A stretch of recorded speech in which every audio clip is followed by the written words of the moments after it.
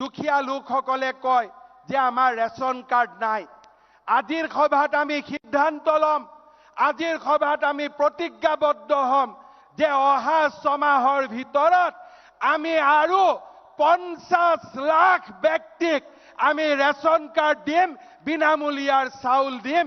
সেই সিদ্ধান্ত আজি আমি ৰাইজৰ আগত ক'ব খুজিছো। শ্ৰদ্ধাৰ ৰাইজ, আজিৰ সভাতে আমি আৰু এটা সিদ্ধান্ত ল'ব খুজিছো। আমাৰ আয়ুষ্মান প্ৰধানমন্ত্ৰী আয়ুষ্মান যোজনা, কিছুমানৰ হাতত আমাৰ কাৰ্ড আছে, কিছুমানৰ হাতত কাৰ্ড নাই।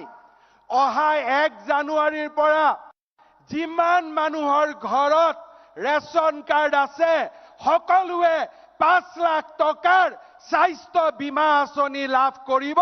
সেই কথাও আজিৰ সভাতে আমি ক'ব খুজিছো।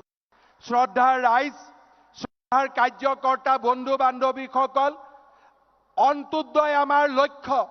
সকলো পৰিয়ালত বিনামূলীয়া চাউল পাব।